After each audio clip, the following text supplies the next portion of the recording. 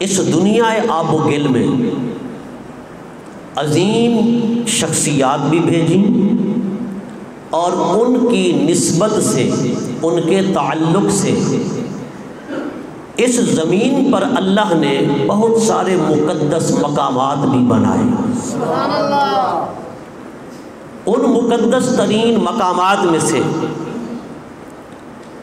ان عظیم ترین جگہوں میں سے جن کی برکتیں اور عظمتیں تاریخی ہیں اور بہت سارے اللہ کے پیاروں اور اللہ کے محبوبوں کے ساتھ اس کی یادیں وابستہ ہیں، ایک مقام بیت المقدس شریف بھی ہے۔ اس لفظ کو بیت المقدس بھی پڑھا جا سکتا ہے، بیت المقدس بھی پڑھا جا سکتا ہے۔ یہ فلسطین کا دار الحکومت موجودہ بھی ہے، پہلے بھی تھا۔ اس شہر کا نام القدس بھی ہے، یروشلم بھی ہے، اور بیت المقدس مسجد اقصی کا دوسرا نام بھی ہے۔ یعنی بیت المقدس فلسطین کو بھی کہا جاتا ہے، بیت المقدس کا اطلاق مسجد اقصی پر بھی آتا ہے، اور یہ مسجد اقصی اس زمین پر کائنات کا دوسرا گھر ہے۔ سب سے پہلا گھر جو اس دھرتی پر تعمیر کیا گیا اور بنایا گیا وہ مسجد حرام ہے، جس کے متعلق اللہ رب العزت قرآن مجید فرقان حمید میں ارشاد فرماتا ہے، ان اول بیت وضع للناس للذی ببکۃ مبارک۔ اللہ پاک فرماتے ہیں سب سے پہلا گھر جو زمین پر بنایا گیا وہ مکہ مکرمہ میں ہے۔ اللہ پاک نے مکہ کو قرآن پاک میں مکہ سے بیان فرمایا، للذی ببکۃ مبارک۔ اللہ رب العزت نے سب سے پہلا گھر مسجد حرام کو قرار دیا جو مکہ شریف میں واقع ہے۔ اس کے بعد بیت المقدس کی تعمیر ہوئی اور بیت المقدس یعنی مسجد اقصی وجود میں آئی۔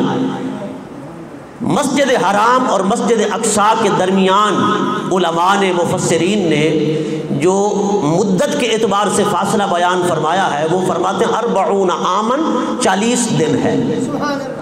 اللہ اکبر، استغفر اللہ، 40 سال ہے، یعنی 40 سال پہلے مسجد حرام تعمیر ہوئی تو 40 سال کے بعد مسجد اقصی تعمیر ہوئی۔ مسجد اقصی بڑی برکتوں والی جگہ ہے، اس کے ساتھ کثیر انبیاء کرام علیہم السلام کی یادیں وابستہ ہیں۔ مسجد اقصی کو اللہ رب العزت نے قرآن مجید فرقان حمید میں کئی مقامات پر بیان کرتے ہوئے اللہ نے اس کی برکتوں کا ذکر فرمایا، اس کی عظمتوں اور شانوں کا ذکر فرمایا۔ مشہور آیت مبارکہ جو سفر معراج کے حوالہ سے پڑھی جاتی ہے، اللہ پاک فرماتا ہے اِلَى الْمَسْجِدِ الْأَقْصَى الَّذِي بَارَكْنَا حَوْلَهُ، یعنی نبی علیہ السلام کا جو سفر معراج کا پہلا مرحلہ ہے اور وہ زمینی مرحلہ ہے، یعنی مسجد حرام سے مسجد اقصی تک اللہ فرماتے ہیں مسجد اقصی وہ ہے الذی بارکنا حولہ، جس کے چودھار گرد اگرد ہم نے برکتیں رکھی ہوئی ہیں۔ اللہ فرماتا ہے اس کے گرد اگرد برکتیں ہیں۔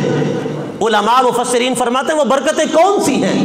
علماء فرماتے ہیں دونوں برکتیں ہیں، دنیاوی بھی اور دینی بھی۔ مسجد اقصی کے ارد گرد رب نے جو دینی برکتیں رکھی ہیں وہ برکتیں تو یہ ہیں کہ حضرت موسیٰ علیہ السلام سے لے کر حضرت عیسیٰ علیہ السلام تک تمام انبیاء کرام علیہم السلام کی یادیں اس مسجد کے ساتھ وابستہ ہیں۔ مسجد اقصی میں سب سے پہلا قدم حضرت سیدنا ابراہیم علیہ السلام نے رکھا، پھر حضرت یعقوب علیہ السلام کی یادیں بھی اس کے ساتھ وابستہ ہیں۔ حضرت داؤد علیہ السلام کو رب کائنات نے حکومت عطا فرمائی، نبوت عطا فرمائی، تو حضرت داؤد علیہ السلام نے اس کی نئے سرے سے تعمیر فرمائی اور مسجد اقصی یعنی بیت المقدس والے شہر کو حضرت داؤد علیہ السلام نے اپنی سلطنت کا دارالحکومت قرار دیا. پھر آپ کے بیٹے حضرت سلیمان علیہ السلام تخت نشین ہوئے. آپ بھی نبی تھے اور ساتھ بادشاہ بھی تھے. اللہ رب العزت نے آپ کو حکومت و سلطنت بھی عطا فرمائی اور نبوت سے بھی آپ کو نوازا. حضرت سلیمان علیہ السلام نے بھی اسے دارالحکومہ قرار دیا اور پھر اس کی نئے سرے سے تعمیر کروائی اور اس کو پایہ تکمیل تک پہنچایا. اللہ رب العزت نے اس شہر کے ساتھ، اس مسجد کے ساتھ بڑے بڑے پیغمبروں اور نبیوں کی یادوں کو وابستہ فرما دیا. حضرت عیسیٰ علیہ السلام نے اسی شہر بیت المقدس کے اندر نبوت کا اعلان فرمایا.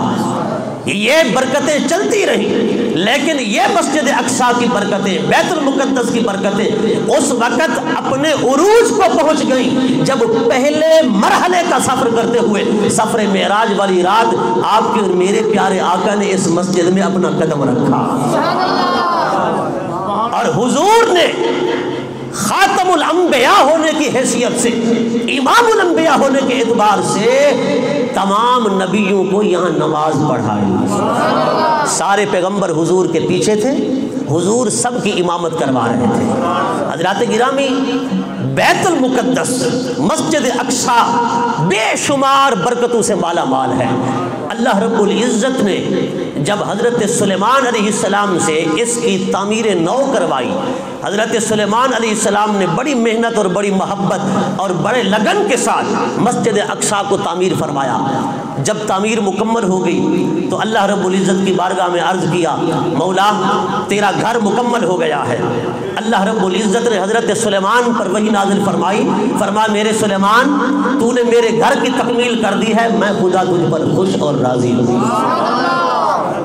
پتہ چلا کہ جب اللہ کا گھر تعمیر کیا جاتا ہے محبت کے ساتھ تو اللہ بھی خوش ہو جاتا ہے.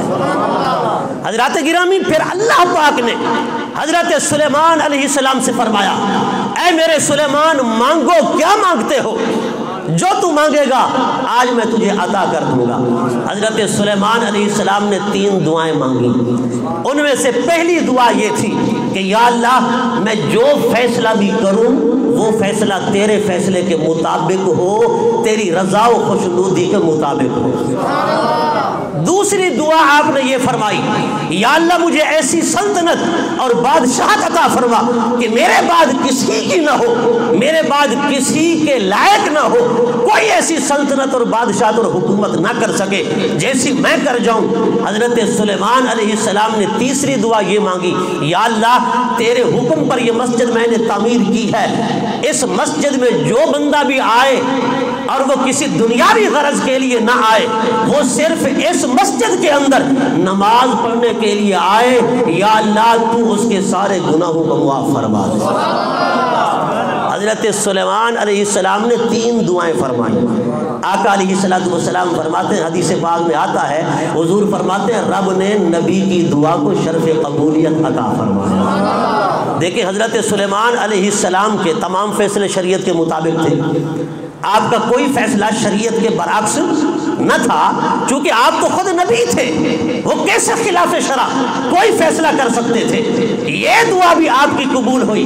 دوسری دعا، مولا مجھے ایسی سلطنت عطا فرما جو میرے بعد کسی کی نہ ہو. اللہ نے آپ کو جو سلطنت عطا فرمائی، مشرق سے لے کر مغرب تک، شمال سے لے کر جنوب تک، پوری روئے زمین کے آپ تنہا و یکتا بادشاہ تھے. پوری روئے زمین پر حضرت سلیمان کی بادشاہت تھی، آپ کی سلطنت اور حکومت تھی. حضرت سلیمان علیہ السلام نے پہلی دعا یہ فرمائی کہ میرا فیصلہ تیری مرضی کے مطابق ہو. دوسری دعا یہ فرمائی مجھے ایسی سلطنت عطا فرما جو میرے بعد کسی کی نہ ہو. اس میں حکمرانوں کے لیے نکتہ یہ ہے، سبق یہ ہے کہ حکومت مانگنا اور پھر حکومت کا مل جانا یہ کامیابی نہیں. کامیابی یہ ہے کہ حاکم کا ہر فیصلہ اللہ کے حکم کے مطابق ہو، اللہ کی مرضی کے مطابق ہو. آج بس کہتے حکمرانی مل جائے، سلطنت مل جائے، حکومت مل جائے، شریعت کے مطابق فیصلے ہوں یا نہ ہوں، ہمارے احکامات جو صادر ہوں وہ اللہ رسول کی بغاوت میں بے شک ہوں، لیکن حکومت مل جائے، حاکم کو ان فرامین میں سیکھنا چاہیے کہ حکومت بعد میں مانگے، اپنی رضا کے مطابق چلنے کی توفیق پہلے مانگے کہ مولا حاکم تو بن جاؤں لیکن قدم تو اٹھے نا تیری رضا کے مطابق، تیری شریعت کے مطابق فیصلے تو۔ حضرت سلیمان علیہ السلام نے تیسری دعا کیا مانگی؟ یا اللہ اس مسجد میں جو بندہ آ کر صرف نماز پڑھے اور نماز کے لیے ہی آئے، یہ مسجد اقصیٰ کی فضیلت ہے اور اس کی برکت ہے، اس کے تمام گناہوں کو تم معاف فرما دے۔ حضرات گرامی، مسجد اقصیٰ بیت المقدس یہ اس سرزمین پر دوسرا گھر ہے جو مسجد حرام کے بعد تعمیر کیا گیا۔ دونوں کے درمیان 40 سال کا فاصلہ ہے۔ مدت جو ہے تعمیر کی اس کا جو فاصلہ ہے وہ 40 سال کا مفسرین کرام نے لکھا ہے۔ رومیوں کی ایرانیوں کی آپس میں لڑائی صدیوں سے چلی آ رہی تھی۔ آقا علیہ الصلوۃ والسلام نے جس وقت عرب کی دھرتی پر اعلان نبوت فرمایا، اس وقت بھی رومی اور فارسی، جن کو ایرانی بھی کہا جاتا ہے، یہ آپس میں جنگیں لڑ رہے تھے اور ان کی جنگ یہ تھی کہ بیت المقدس پر ہماری حکومت ہو۔ ہر ایک کا یہی تقاضا تھا۔ آقا علیہ الصلوۃ والسلام نے نبوت کا اعلان فرمایا۔ حضور نے اس وقت یہ غیبی خبر ارشاد فرماتے ہوئے فرمایا، حضور نے فرمایا کہ میرے غلاموں، یہ رومی اور فارسی اس وجہ سے لڑ رہے ہیں کہ بیت المقدس ہمارے قبضے میں آ جائے، اس پر ہم حکومت کریں۔ سنو، میں مصطفیٰ غیب کی خبر دے رہا ہوں کہ اب کی بار فارسی رومیوں پر نہیں بلکہ رومی فارسیوں پر غالب آ جائیں گے۔ یہ بیت المقدس رومیوں کے قبضے میں آ جائے گا، سلطنت اور حکومت یہاں پر رومیوں کی ہوگی۔ مکہ کے قریشی اور یہ سارے چہمے گویاں کرنے لگے، دیکھو جی یہ کیسے ہو سکتا ہے؟ فارسی تو بڑی طاقتور قوم ہے، یہ ایرانی جو ہیں ان کے پاس بڑی پاور ہے، یہ رومیوں کو کبھی اپنے اوپر غالب نہیں آنے دیں گے۔ رب نے قرآن اتارا، رب نے فرمایا غلبت الروم، جو مصطفیٰ نے فرما دیا ہے ویسے ہو کر رہے گا۔ ایک واقعہ کئی سال بعد میں ہونے والا تھا، لیکن آقا علیہ الصلوۃ والسلام نے پہلے اس کی بشارت بھی دے دی۔ یہ حضور کے علم غیب کی بہت بڑی علامت ہے، بہت بڑی دلیل ہے کہ جو واقعہ بعد میں ہونے والا ہو سرکار پہلے بتا سکتے ہیں۔ حضرات گرامی، پھر اسی طرح ہوا جیسے حضور نے فرما دیا تھا۔ رومیوں کی سلطنت آ گئی، وہ بیت المقدس پر قابض ہو گئے۔ پھر وقت چلتا رہا، حضرت عمر فاروق اعظم رضی اللہ تعالیٰ عنہ کا دور آیا۔ اللہ رب العزت نے چونکہ قرآن مجید کے اندر بھی اشارہ دیا اور حضور نے بھی فرمایا کہ فارسیوں پر رومی غالب آئیں گے، بیت المقدس کو فتح کریں گے، پھر رومیوں پر مسلمان غالب آئیں گے اور مسلمان بیت المقدس کو فتح کریں گے، پھر مسلمانوں کی حکومت ہوگی۔ حضرت عمر فاروق اعظم کا دور ہے، فتوحات ہو رہی ہیں۔ حضرت عمر بن عاص کو شام کی جانب فتوحات کے لیے حضرت عمر نے خط لکھ دیا کہ ادھر کے علاقوں کو فتح کیا جائے۔ حضرت عمر بن عاص فتح کرتے کرتے جب بیت المقدس یروشلم کے قریب پہنچے تو وہاں کے پادریوں نے کہا، انہوں نے کہا جی آپ پیچھے چلے جائیں، آپ بیت المقدس کو فتح نہیں کر سکتے، آپ کی پوری طاقت مٹ جائے گی، ختم ہو جائے گی، لیکن بیت المقدس فتح نہیں ہو سکے گا۔ حضرت ابو عبیدہ ابن الجراح نے کہا وہ کیسے؟ تو انہوں نے کہا وہ ایسے کہ ہماری کتاب کے اندر لکھا ہے ایک شخص ہوگا جو محمد عربی کا صحابی ہوگا، اس کا نام عمر بن خطاب ہوگا، وہ سادہ زندگی گزارتا ہوگا لیکن وہ سخت گیر ہوگا، وہ ایک اونٹنی پر سوار ہو کر مسجد اقصیٰ بیت المقدس میں داخل ہوگا، اسی کے سوا کوئی اور بیت المقدس کو فتح نہیں کر سکتا۔ حضرت ابو عبیدہ نے اسی وقت کہا فتحنا الباب ورب الکعبۃ، رب کعبہ کی قسم ہے اب تو ہم نے شہر کو فتح کر لیا۔ اس رومی پادری نے کہا وہ کیسے؟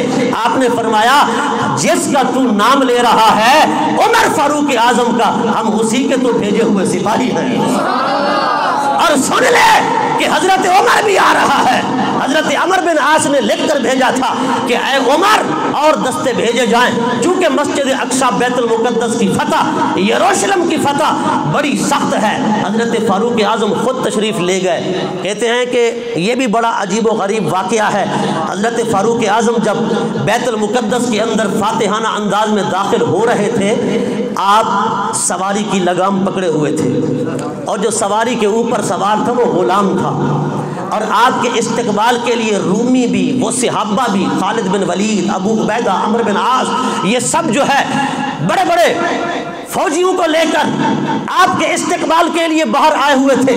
جابیہ کے مقام پر ملاقات ہوئی، جب رومیوں نے دیکھا کہ ایک شخص مہار پکڑے پیدل چل کر آ رہا ہے، اور اس کے پاؤں کے اندر جو جوتا ہے وہ بھی پھٹا ہوا ہے اور پرانا ہے، روایات کے اندر آتا ہے جو جوتا فاروق اعظم نے پہنا ہوا تھا اس کو 14 ٹاکیاں لگی ہوئی تھی، جو کرتا پہنا ہوا تھا اس کو 34 ٹاکیاں لگی ہوئی تھی۔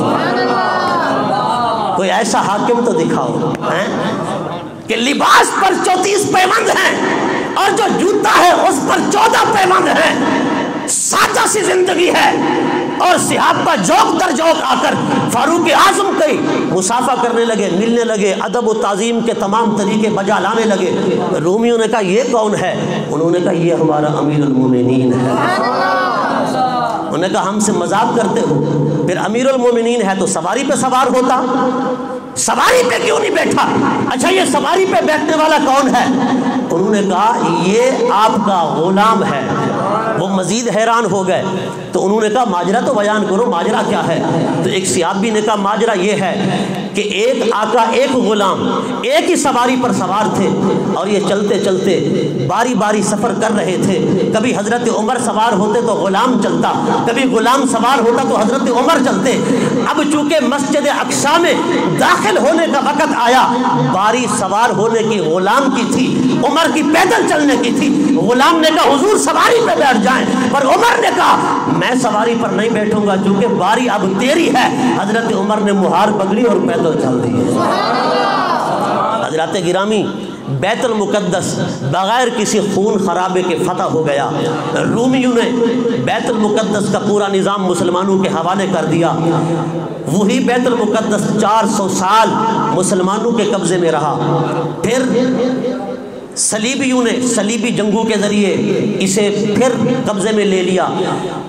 88 سال کے بعد پھر اللہ نے ایک عظیم مرد مجاہد اور سپہ سالار بھیجا جسے دنیا صلاح الدین ایوبی کے نام سے جانتی ہے۔ سلطان صلاح الدین ایوبی آئے، پھر انہوں نے بیت المقدس کو فتح کیا۔ لیکن یاد رکھیں صلاح الدین ایوبی کی فتح سے پہلے جو صلیبیوں نے، عیسائیوں نے بیت المقدس کو فتح کیا تھا، انہوں نے بیت المقدس مسجد اقصی میں اتنا خون بہایا، کہتے ہیں کہ ان کے فوجیوں کے گھٹنے بھی خون کے اندر ڈوب گئے۔ نہ انہوں نے بچوں کو چھوڑا، نہ عورتوں کو چھوڑا، نہ مردوں کو چھوڑا۔ 70,000 لوگوں کو انہوں نے مسجد اقصی کے اندر شہید کیا۔ 70,000 لوگوں کو مسجد اقصی میں شہید کیا، اور انہوں نے اس قدر خون خرابہ کیا، خون کی ہولی کھیلی۔ لیکن جب صلاح الدین ایوبی نے فتح کیا، آپ نے کہا کہ آج ہم کسی کو مارنے والے نہیں ہیں، بڑا رحم دل حکمران، رحم دلانا طریقہ اختیار کرتے ہوئے حضرت صلاح الدین ایوبی نے کہا تمہیں 40 دن کے لیے مہلت ہے، اے عیسائیوں جہاں جانا چاہتے ہو چلے جاؤ، اگر کسی کے پاس کرایہ نہیں تو ہم بھی کرایہ دینے کے لیے بھی تیار ہیں، سواری نہیں تو سواری دینے کے لیے بھی تیار ہیں، لیکن خون کی ہولی نہیں کھیلی۔ کیوں؟ یہ تو محمد عربی کے غلام تھے۔ خدا کی عزت کی قسم، جنگوں کے اندر بھی میرے نبی جا کر اگر کوئی بندہ ایک بار بھی تلوار اٹھا لیتا ہے، جنگ کے اندر چلا جاتا ہے، وہ خونخوار بن جاتا ہے۔ لیکن میرے آقا اور میرے آقا کے صحابہ کتنی جنگوں میں گئے، لیکن حضور کا اخلاق، حضور کی محبت، حضور کا پیار، حضور کی رحم دلی، اسی طرح صحابہ کی رحم دلی، صحابہ کا پیار، شفقت، مہربانی، یہ سب صفات غالب رہی۔ انہیں کبھی مغلوب نہیں ہونے دیا۔ حضرات گرامی، آج وہی بیت المقدس ہے۔ سلطان صلاح الدین ایوبی کے بعد 700 سال تک مسجد اقصی بیت المقدس مسلمانوں کے قبضے میں رہا، مسلمانوں کی حکومت رہی۔ آج پھر صلیبیوں نے اسے، جب خلافت عثمانیہ کا خاتمہ ہوا 1917 کے اندر، پھر انگریزوں نے اس پر بھی قبضہ کر لیا۔ پھر اقوام متحدہ جو یہودیوں کی لونڈی ہے اس نے اسے منظور بھی کر لیا۔ اب مسجد اقصی بیت المقدس جو فلسطین کا دارالخلافت ہے، اب پھر وہ کئی بار پہلے بھی خون میں نہا چکا ہے، اب پھر خون کے اندر نہا رہا ہے۔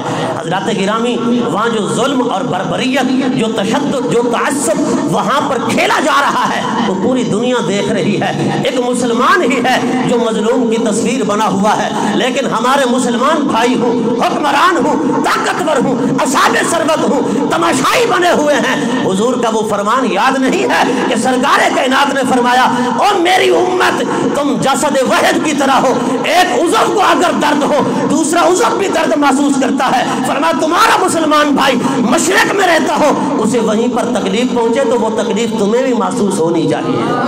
مغرب میں رہتا ہے، اس کی تکلیف بھی تمہیں محسوس ہونی چاہیے۔ سرکار کائنات نے فرمایا تمہارا جسم ایک جسم ہے، آج ہم درد محسوس نہیں کر رہے تو لگتا ایسا ہے کہ ہم کوئی تیسری قوم بن چکے ہیں۔ ہاں، ہم اگر مسلمان ہیں، نبی اسلام کا کلمہ پڑھتے ہیں، اسی آقا کے دامن سے وابستہ ہیں، ہمیں بھی چاہیے وہ درد محسوس کرے۔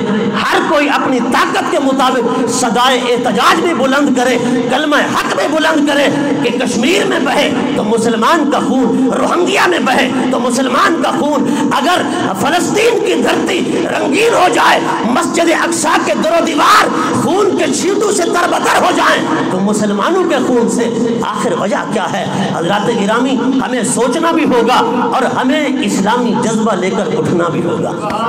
اللہ تبارک و تعالی مسلمانوں کو صحیح معنی دین کی، اسلام کی غیرت اور جذبہ عطا فرمائے۔ وآخر دعوانا